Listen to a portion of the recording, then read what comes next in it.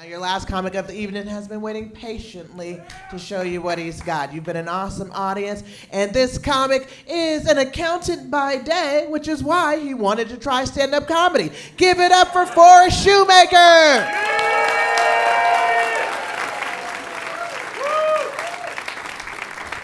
Good evening, everybody. How are you all doing? It's good. Thank you all for coming. I know we all really appreciate it. And that's not something I usually say this early in the evening. It's usually when I'm trying to get someone to go home after they finish. And something else I don't normally say is thank you for staying. Just get it right over with. And my mom actually came out to visit recently, and she's from Kansas, so we decided to go for a drive in the mountains because that's kind of what you do when people visit Colorado. And I'm gay, my mom's a lesbian, so we don't have a lot of we don't hardly have a lot of things that are or that are forbidden to talk about. So we can really just kind of talk about whatever we want, which is awesome. But we were driving around, and she was asking about my dating. And she knows I broke up with my boyfriend earlier this year. So I was trying to explain to her how the apps work. And the apps that I'm on are like Scruff, Growler, Grindr. I know there are a few of you in the crowd that probably are familiar with those. And I think one or two men that I saw that I would like to be familiar with those. I'm not going to point at anybody. You guys are safe.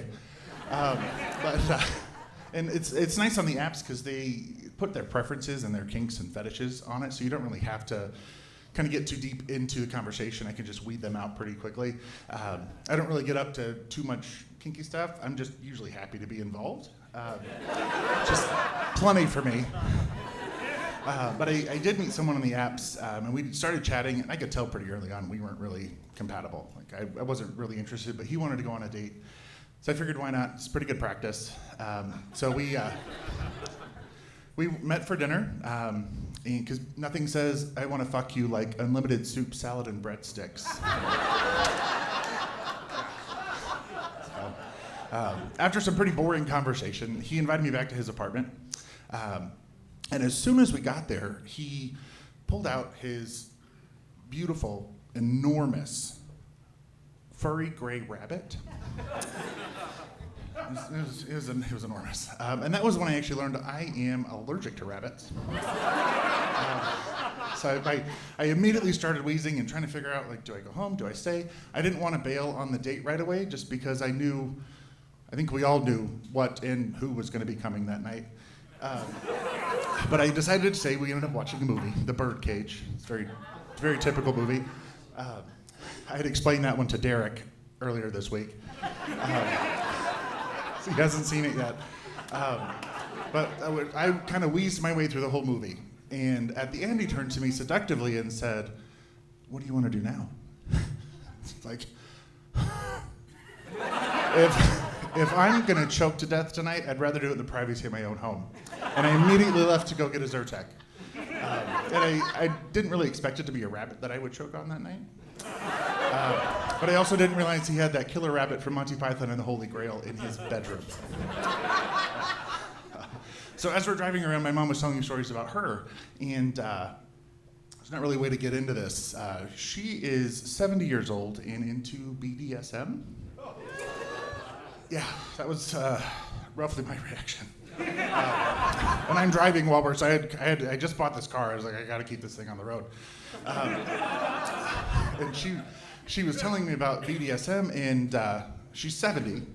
And my first thought was, like, you're still paying off your hip replacement from last year. Like,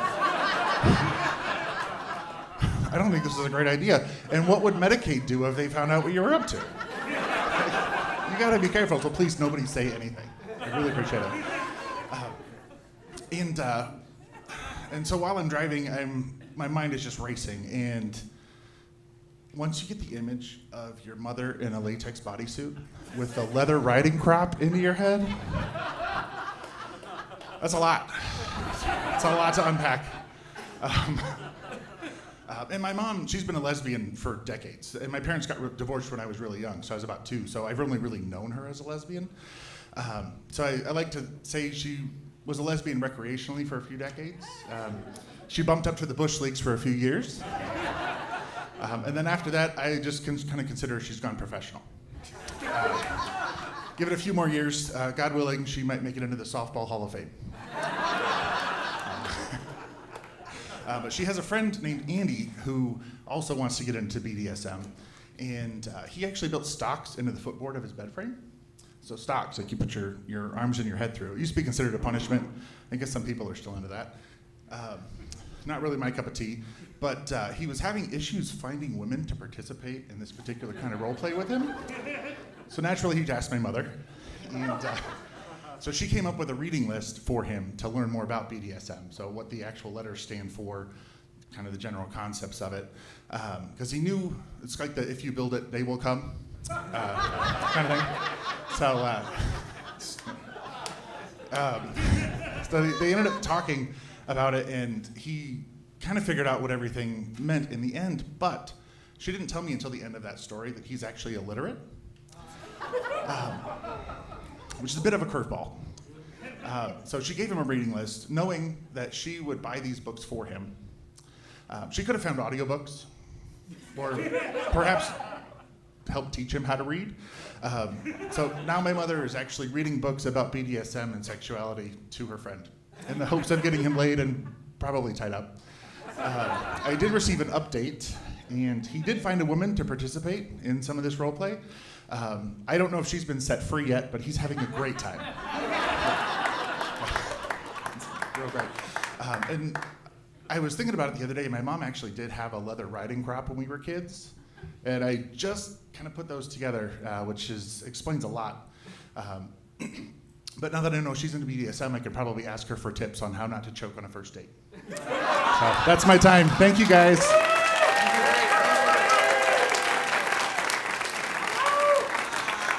That was Forrest Schumaker. Ladies and gentlemen, thank you so much for coming out tonight. That was the end of our show. We enjoyed having you here. I hope you had a good time as well. If you don't mind, we're going to join me on stage for a quick photo for our final time together. I hope to see these comics all out there at shows. Come on out, guys. Let's get a quick photo. Say goodnight to our friends and family. Thanks for supporting us. Hope you come back out to some other shows. Take care of your servers. And we'll see you at Comedy Works again some other time.